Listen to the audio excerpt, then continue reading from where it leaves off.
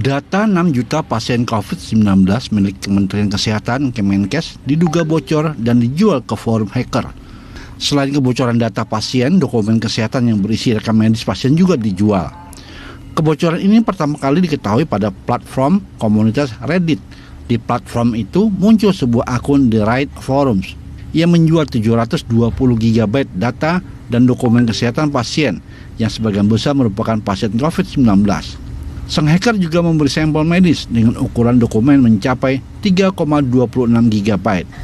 Ketua Lembaga Riset Keamanan Cyber CISSREC Pratama Persada mengatakan kebocoran ini benar terjadi. Terlebih lagi banyak foto-foto yang ada di file sampel tersebut terpampang secara tidak etis.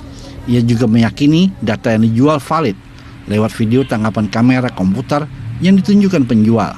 Kebocoran data juga meliputi nik pasien, anamnesis atau data keluhan utama pasien, foto pasien, CT scan, diagnosis dengan kode ICD-10, hasil tes COVID-19, pemeriksaan klinis, ID rujukan, hingga rencana perawatan. Data yang bocor juga dilengkapi dengan identitas detail pasien, mulai dari alamat tempat tinggal, tanggal lahir, dan nomor ponsel. Kebocoran data dari server Kemenkes bukan kali pertama terjadi. Sebelumnya pada Agustus tahun 2021, data pengguna aplikasi e-hak Kemenkes dilaporkan bocor. Alhasil, data sensitif milik 1,3 juta penggunanya dapat dilihat melalui server terbuka. Tim Liputan Berita 1.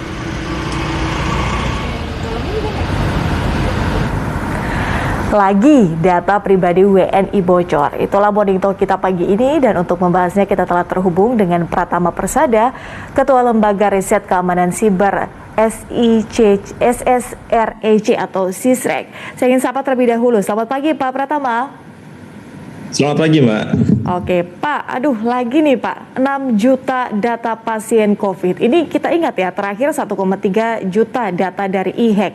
Ini miris sekali Pak, karena ini kan kita sedang berjuang di tengah pandemi COVID-19, kemudian data-data pasien COVID ini kemudian bocor. Semalam kami mengkonfirmasi kepada Kementerian Kesehatan dan katanya ini masih ditelusuri. Kalau dalam penelusuran Anda seperti apa Pak? Ya, jadi dari 720 GB file size data ini diklaim ada 6 juta data pribadi di dalamnya. Kita sudah cek sih memang kebetulan si hackernya ini bisa perantara ya, karena dia menjual data ini di forum internet begitu. Mereka menjual secara lengkap dan memberikan sampel video, sampel file begitu. Setelah kita cek memang datanya sangat valid sekali begitu. Dan kalau kita lihat di dalamnya banyak sekali informasi rujukan di dalam data-data ini begitu. Nah, kemudian saya coba ngecek nih informasi rujukan ini. Kemudian saya dapatlah sistem informasi rujukan terintegrasi SISRUT Kementerian Kesehatan RI begitu. Kemudian saya coba cek, saya cari datanya, ternyata field di dalamnya itu sama dengan sistem SISRUT yang dimiliki oleh Kementerian Kesehatan gitu. Jadi walaupun Kementerian Kesehatan masih belum memberikan pernyataan begitu, tapi saya yakin ini datanya adalah dari Kementerian Kesehatan. Kenapa? Karena tidak mungkin kalau data ini dari rumah sakit daerah, karena di dalamnya ada ribuan rumah sakit gitu, data rumah sakit begitu yang terkumpul menjadi satu gitu. Nah, ini menjadi pelajaran yang cukup berat buat Kementerian Kesehatan, karena berkali-kali mengalami kebocoran data, dan ini kan data masyarakat ya Mbak ya. Artinya data yang harus dilindungi. Di dalamnya kalau kita lihat dari sampel datanya itu luar biasa mengerikan gitu. Di dalamnya ada gambar-gambar yang harusnya tidak bisa kita lihat, karena di situ ada gambar-gambar foto pasien, kemudian ada gambar-gambar rekam medis, ada banyak sekali data-data yang harusnya itu menjadi rahasia. Nah, kalau ini sampai bocor, saya tidak membayangkan bagaimana nanti si pasien ini begitu, karena data-datanya kan jadi keluar. Dan data yang di dalamnya juga sangat banyak sekali, mulai dari info data pribadi pasien, kemudian data penunjang laboratorium, dan data rujukan pasien. Lengkap sekali sebenarnya isi datanya gitu. Ini pelajaran tamparan keras gitu. Dan kalau menurut saya Kementerian Kesehatan itu kan sudah memiliki CSIRT gitu, komputer insiden security response team. Artinya ketika ada insiden cyber, contohnya masalah kebocoran data ini, harusnya mereka bisa cepat melakukan langkah-langkah mitigasi dan bisa tahu kira-kira kebocoran itu berasal dari mana begitu. Nah, kemarin sampai tadi malam jam 2 pagi saya cek sysroot-nya Kementerian Kesehatan memang di take down gitu, tidak bisa diakses dari luar, tetapi ada sistem developer sysroot yang masih live begitu. Dan saya mencoba mencari apa sih sysroot ini gitu dengan open source intelligence, akhirnya ketemu ada salah satu file presentasi yang diupload ke internet dan di dalamnya ada username passwordnya begitu. Saya coba login, saya coba masuk dan ternyata memang bisa, dan di dalamnya datanya mirip sekali dengan data yang bocor ini, Mbak. Oke, berarti termasuk username dan juga password juga bocor ya, Pak ya? Kalau username dan passwordnya tidak ada sih ya kalau di data yang dijual itu gitu. Tetapi di internet ada username dan password yang bisa kita gunakan untuk masuk ke dalam sistemnya Kementerian Kesehatan gitu. Oke, Pak, kalau berbicara soal penyebab sebetulnya, ini bagaimana sih kemudian masyarakat melihat penyebab ini? Kenapa kemudian ini berkali-kali terjadi? Bukan hanya di Kementerian Kesehatan, tapi juga di lembaga-lembaga yang lain begitu. Bahkan di perusahaan-perusahaan, kemudian ini juga terjadi kebocoran data ini. Sebetulnya bagaimana menggambarkan penyebabnya? Apakah ini murni karena mungkin servernya atau sistemnya? Saya tidak tahu apa istilahnya di IT seperti apa. Tapi apakah hanya bisa dilihat di satu sisi saja, Pak? Atau mungkin ada penyebab-penyebab lain ya? SDM mungkin? Ya, jadi kalau kita berbicara masalah penyebab kebocoran data ini ada dua. Yang pertama adalah si hackernya memang pinter, jago gitu, sehingga dia dengan ilmunya, dengan toolsnya dia bisa melakukan penerobosan dalam sistem targetnya. Yang kedua, sistem keamanan yang dimiliki oleh target ini sangat lemah sekali, dan kebanyakan di Indonesia ini adalah nomor 2 gitu. Sistem yang dimiliki lembaga atau organisasi ini yang mereka melakukan pengumpulan data, penyimpanan data itu sangat lemah sekali. Nah, ada beberapa faktor yang menyebabkan kebocoran ini. Yang pertama adalah faktor teknologi gitu. Komputernya tidak diamankan dengan baik, kemudian servernya tidak diamankan dengan baik, tidak ada defense-nya, firewall-nya, policy-nya tidak disetting dengan baik, dan lain-lain gitu. Yang kedua SDM-nya kadang-kadang mereka tidak sadar bahwa keamanan cyber itu harus dilakukan oleh seluruh orang yang ada di dalam satu organisasi tersebut gitu. Kalau ada satu saja yang tidak peduli dengan keamanan cyber, orang itu bisa digunakan untuk celah masuk si hacker ini. Contohnya di dalam kasus kebocoran data 6 juta data ini di Kementerian Kesehatan gitu. Saya bilang Kementerian Kesehatan karena memang data ini dari Kementerian Kesehatan begitu. Nah, si hacker ini mengklaim bahwa dia berhasil masuk ke dalam sistem Kemenkes ini karena dia mengeksploitasi salah satu pegawai Kementerian Kesehatan begitu dengan social engineering, mengirimkan malware, dan akhirnya dia berhasil masuk ke dalam sistemnya Kementerian Kesehatan sehingga dia bisa melakukan pencurian data dan mengambil data-data yang ada di Kementerian Kesehatan. Kemudian yang terakhir di sini, Pak, ya? Yang terakhir ada policy, jadi SDM, teknologi, dan policy kebijakan. Kalau pimpinannya nggak aware terhadap security gitu, ya akhirnya akan kejadian terus. Gimana Mbak tadi, Mbak? Artinya di sini ada kelalaian, Pak ya? Kelalaian atau tidak kelalaian itu nanti ditentukan oleh tim digital forensik sebenarnya gitu. Makanya sebenarnya di Indonesia ini kita harus punya undang-undang perlindungan data pribadi gitu. Lembaga yang punya otoritas melakukan pemeriksaan, kemudian dia akan memberitakan kepada kita, ini bocornya karena si hackernya pinter atau si lembaganya yang terlalu lemah sistemnya gitu. Kalau hacker yang terlalu pintar, lembaganya sudah melakukan pengamanan secara maksimal, ya apa boleh buat karena memang tidak ada sistem yang 100% aman begitu.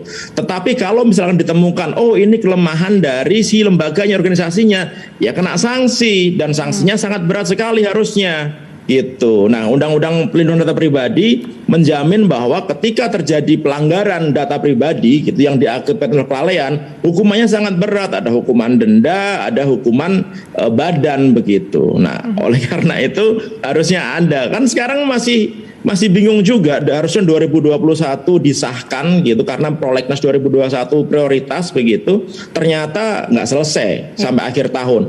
Bahkan udah 3 kali masa sidang plus 2 kali masa sidang masih deadlock gitu. Mandek ya, nggak selesai-selesai. Berhenti, Kita tunggu Pak. sudah bertahun-tahun. Ini semoga menjadi pelajaran juga untuk kita mempercepat pengesahan undang-undang ini. Mbak. Tapi Pak, kalau berbicara soal data tadi, ini kan data pasien COVID ini kan banyak sekali pastinya kan, kasus terkonfirmasi juga banyak. Artinya bisa tidak sih kalau misalnya ini hackernya ini melakukan aksinya secara online atau live begitu ya Pak ya? Artinya misalnya saya beri contoh, ada salah satu orang begitu yang melakukan tes COVID misalnya, yang tadinya hasilnya positif, kemudian dinegatifkan, Pak. Ini kan bahaya sekali kalau misalnya mereka lalu lalang, Pak. Ini bisa tidak sih terjadi seperti ini? Ya bisa banget Mbak. Hacker kalau berhasil masuk ke dalam satu database begitu, kemudian dia punya akses root adminnya, dia bisa ngerubah apa saja. Gitu. Nggak cuma di situ, orang kalau hacker berhasil masuk bank, dia bisa juga ngedit apa saldo bank juga bisa gitu. Apa aja bisa dilakukan di situ. Tetapi untuk kebocoran data saat ini yang 6 juta ini, itu bukan hanya dari COVID Mbak. Okay. Itu namanya dari semua penyakit kalau yang saya lihat dari sampelnya ya gitu, mulai dari jantung sampai COVID sampai ada luka-luka patah dan lain-lain begitu. Ini bukan hanya data COVID begitu. Dan kan ada yang kemarin yang bilang bahwa ini data dari BPJS Kesehatan, bukan dari BPJS Kesehatan gitu. Memang mekanisme sistem informasi rujukan terintegrasi ini ada hubungannya dengan BPJS Kesehatan karena rujukan ini kan nanti ya di cover asuransi apa tidak begitu kan gitu. Tapi ini bukan sistem yang dimiliki oleh BPJS Kesehatan, beda. Gitu. Oke, jadi bukan hanya data COVID-19 tapi juga data-data pasien lain yang memiliki penyakit tertentu juga ada begitu ya Pak. Ini malah semakin mengkhawatirkan. Saya pikir juga tadi hanya data COVID-19 tapi ternyata ada juga data-data seperti itu. Nah Pak, ini berbicara soal data ini kemudian, bagaimana nasib masyarakat terkait dengan bocornya data ini? Apa yang harus dilakukan? Nggak ada Mbak, masyarakat hanya bisa menjadi objek penderita di sini. Nggak bisa kemudian minta tolong dong data saya jangan publikasikan, jangan dibocorkan, nggak bisa gitu. Makanya yang selalu rugi ketika terjadi kebocoran data itu adalah masyarakat begitu. Oleh karena itu lembaga yang melakukan pengumpulan data, pemrosesan data begitu harus memang bertanggung jawab.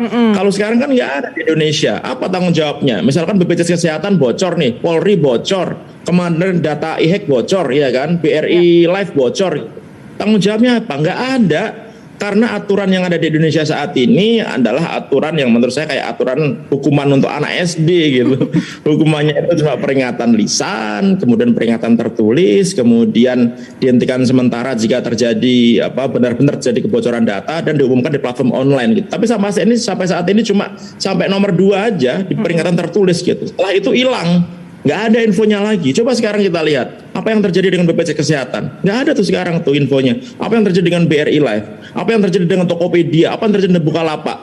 Nggak ada. Jelas-jelas data kita itu bocor. Dan kebocoran data ini akhirnya dimanfaatkan orang-orang yang bertanggung jawab untuk apa? Untuk merugikan masyarakat. Datanya dipakai untuk pinjaman online ilegal lah, dikirim SMS spam lah, dompet digitalnya diambil alih, rekeningnya diambil alih dan lain-lain gitu Mbak. Pak, nggak boleh dibiarkan nanti kalau menurut saya ini. Oke Pak, apakah ini bisa saya katakan bahwa Kementerian Kesehatan ini kemudian menyimpan database di internet, itu betul ya Pak ya? Begitu ya? Iya, istilahnya. Oke. Nyimpen datanya di servernya Kementerian Kesehatan, tapi servernya itu terkoneksi di internet. Nah, artinya ini tidak terenkripsi atau bagaimana Pak penjelasannya? Ya kalau bisa dibuka seperti ini udah jelas tidak terenkripsi, Mbak. Kalau misalkan Kemenkes aware terhadap security gitu ya, datanya di encrypt atau disandi gitu. Mungkin si hacker berhasil masuk ke dalam sistemnya Kementerian Kesehatan. Tapi begitu mencuri datanya, dia nggak akan bisa buka datanya, nggak bisa baca datanya karena semua datanya dalam bentuk teracak atau terenkripsi gitu. Nah ini kan tidak dilakukan. Kebocoran data e-hack tidak dijadikan pelajaran oleh Kementerian Kesehatan untuk mengamankan data-data yang lain.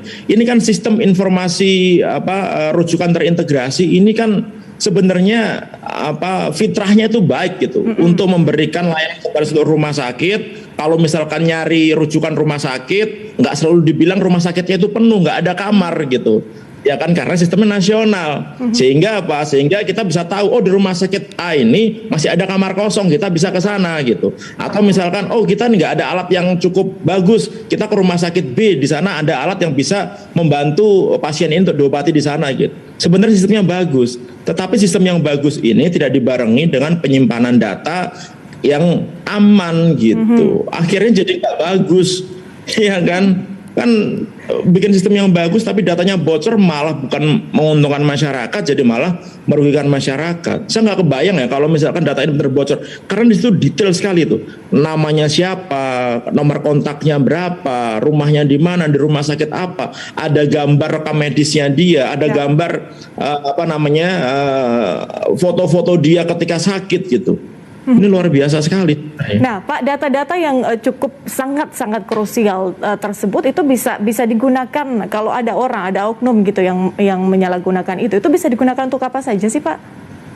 Iya dong, minimal untuk penipuan lah. Dia ngaku dokter kayak ngaku dari rumah sakit kayak bilang bahwa ini Bapak harus dirawat lagi, Bapak butuh obatnya ini, Bapak nanti transfer duit segini dulu ya Pak ya, karena kita butuh nyiapin obatnya dulu, kalau nggak Bapak nggak bisa diobati gitu. Kan bisa seperti itu, ya kan? Bisa banyak caranya gitu. Atau orang nawar-nawarkan produk kesehatan sesuai dengan sakitnya dia gitu. Itu bisa juga.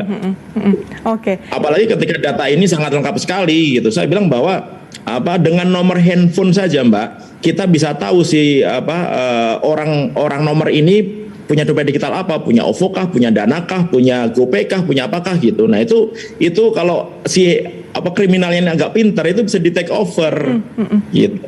Oke, Pak, dengan bisa dikatakan regulasi yang masih abu-abu ya Pak ya, kita nggak tahu ini bagaimana kelanjutannya. Tapi artinya siapa yang harus bertanggung jawab di sini? Yang harus bertanggung jawab ya wali datanya lah. Harusnya Kementerian Kesehatan lah di sini bertanggung jawab begitu. Nah, tapi pertanggungjawaban di Indonesia kan saya bilang tadi, pertanggungjawaban yang sebenarnya nggak ada hukumannya gitu.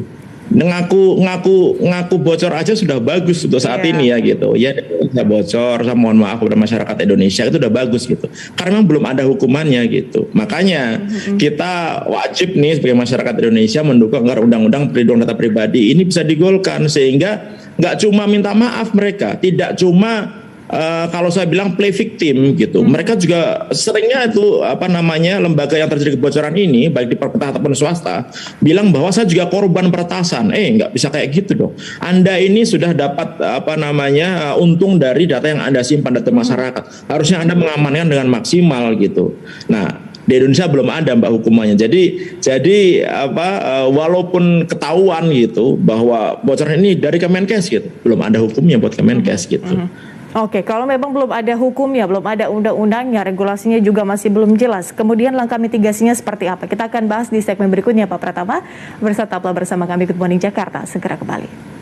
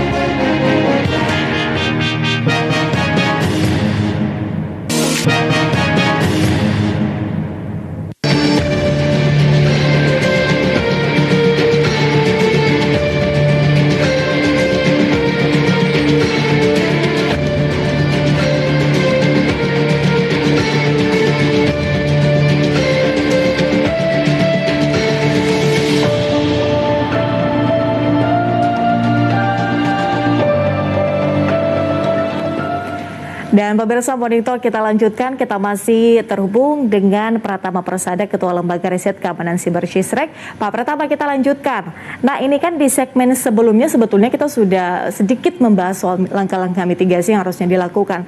Tapi kalau melihat era sekarang ini Pak, semuanya sudah serba go digital begitu ya. Digitalisasi ini kan harusnya memberikan kemudahan untuk semua pihak Pak, termasuk dengan pembuat sistem atau mungkin dengan masyarakat begitu. Tapi kalau kemudian kemudahan ini tidak dibarengi dengan keamanan, ini yang kemudian menjadi masalah. Nah, mitigasinya harus seperti apa Pak dari semua aspek, baik itu teknologi mungkin atau dari sisi tata kelola dan juga SDM, apa sebetulnya yang harus diperbarui di sini?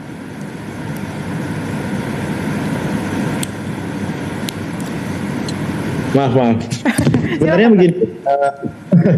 Sebenarnya kalau kita berbicara masalah mitigasi, Kementerian Kesehatan itu sudah punya CSIRT yang tadi saya bilang gitu, bahwa CSIRT itu memang dibangun untuk hal-hal seperti ini jika terjadi insiden siber seperti ini begitu. Jadi harusnya begitu ada info masalah kebocoran data, segera dieksplorasi kira-kira sistem mana yang bocor. Kemudian setelah sistem mana yang bocor, kemudian dilakukan langkah-langkah penutupan celah-celah yang bocor. Dilakukan scanning, kira-kira ada malware nggak? Ada tools-tools yang masukkan oleh si hacker ini ke sistem kita, tidak gitu. Sehingga kita bisa tetap menjalankan sistem yang lain gitu di saat sistem ini sedang kita cek gitu. Nah, ini kalau yang terjadi sekarang kan ya di shutdown aja gitu. Sistemnya ketahuan dari misalnya sysroot gitu, langsung di take down gitu ya kan. Ya sebenarnya nggak apa-apa juga gitu, tapi kan jangan terlalu lama karena sistem ini kan juga dibutuhkan oleh rumah sakit ketika rumah sakit yang ada di Indonesia itu membutuhkan sistem untuk rujukan begitu. Betul. Kemudian kedua gitu, kita tahu bahwa ada sisi teknologi, ada sisi SDM, ada sisi tata kelola, ada sisi policy dan lain-lain begitu. Nah ini kan harus dimaksimalkan lah. Sudah banyak standar-standar keamanan informasi yang ada di Indonesia dan di seluruh dunia gitu. Ada ISO 27001, ada sistem keamanan standar keamanan sistem informasi yang dibuat oleh Badan Siber Negara dan Badan Standar Nasional, ada COVID dan lain-lain begitu. Yang jadi masalah adalah kadang-kadang karena tidak ada konsekuensi kalau tidak menggunakan keamanan maksimal itu tidak apa-apa gitu, akhirnya mereka merasa bahwa ya sudahlah yang penting sistemnya jalan. Nah, yang penting sistemnya jalan ini yang jadi masalah gitu.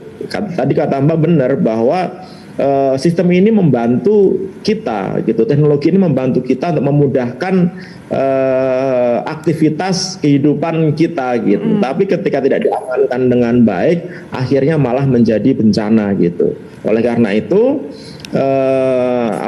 ketika kita berbicara masalah mitigasi, ya harus dicek benar yang bocor itu apa saja gitu. Kemudian jangan sampai kebocoran ini merembet ke sistem yang lain. Karena begitu orang berhasil memasukkan backdoor ke dalam satu sistem dan sistemnya itu kadang-kadang tidak dipisah gitu, servernya satu tapi di dalamnya ada banyak data gitu, ya bisa kena semuanya gitu. Nah, itu harus kita isolasi. Data-data yang lain harus kita isolasi sehingga tidak ikut bocor begitu. Kemudian juga harus kita melakukan audit secara menyeluruh komputer-komputer yang dimiliki oleh pegawai-pegawai Kementerian Kesehatan yang terkoneksi dengan database yang dimiliki oleh Kementerian Kesehatan juga harus dicek gitu. Takutnya banyak malware-malware yang ada di sana karena banyak kementerian lembaga kita ini yang tidak memiliki policy yang baik terhadap penggunaan device di kantornya Mbak gitu. Jadi orang masih bisa browsing video-video pornografi, orang masih bisa melakukan nonton film-film bajakan dan lain-lain begitu, padahal komputer itu terkoneksi ke jaringan yang terhubung dengan server dari institusi tersebut begitu. Akibatnya apa? Karena tidak ada polisi yang baik, akhirnya ketika satu komputer terkena malware, akhirnya nyebar ke semuanya begitu. Nah ini harus diperhatikan dan apa ya? Menurut saya harus belajar lah ini Kementerian Kesehatan begitu. Ini udah terlalu parah gitu kebocoran terjadi. Contohnya misalnya data e-hack yang bocor 1,3 juta data e-hack yang bocor begitu. Itu kan sampai 2 kali diperingatkan. Peringatan pertama dikasih tahu, sistem Anda bocor loh gitu. Nggak ada respon itu sampai sebulan lebih gitu. Kemudian diperingatkan lagi, ini Anda peduli nggak sih dengan data Anda? Ini data Anda ini bocor loh gitu. Ini gampang di-hack loh ini data Anda. Nggak ada tuh mereka antusias untuk saya mau ngecek sistem yang nggak ada gitu. Setelah si hackernya ini kontak ke Badan Siber Sandi Negara gitu, baru akhirnya terjadi tindakan walaupun terlambat ya 2 hari baru melakukan takedown. Ini juga sama Mbak, password yang saya dapatkan untuk masuk ke dalam sysrootnya Kementerian Kesehatan ini juga ada di salah satu file PowerPoint gitu yang di-share oleh Kementerian Kesehatan gitu. Bayangkan file presentasi ada username passwordnya gitu, kemudian itu di-share di internet tanpa difilter, dan itu sudah ada ternyata sejak bertahun-tahun yang lalu.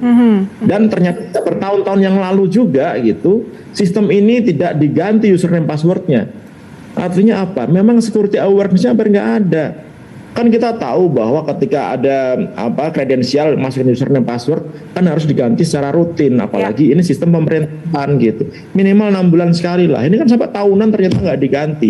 Username password yang ada itu masih valid kita gunakan untuk login ke sistemnya Kementerian Kesehatan begitu. Nah ini menurut saya agak mengkhawatirkan ya masalah security awareness yang ada di Kementerian Kesehatan ini. Memang kita butuh sih. Kita ini COVID ini kan Kementerian Kesehatan perannya paling besar ya gitu untuk mengatasi ini gitu. Kita berterima kasih kepada Kementerian Kesehatan gitu. Tapi ya jangan seperti ini gitu. Ini kan data masyarakat yang harus Anda lindungi gitu. Jadi ya tetap harus dilindungi secara maksimal lah gitu supaya kebocoran-kebocoran ini tidak terjadi gitu Mbak. Ya, ini yang sangat memprihatinkan. Semoga menjadi catatan didengar oleh Kementerian Kesehatan Pak, karena kami mencoba mengundang tapi nampaknya belum bersedia. Tunggulah nanti Kementerian Kesehatan seperti apa ya gitu. Oke, Pak, tapi begini. Pak Pratama, tapi begini, ini saya ingin tanyakan juga terkait dengan tadi kan sebetulnya adalah langkah lanjutan kalau misalnya hal seperti ini terjadi.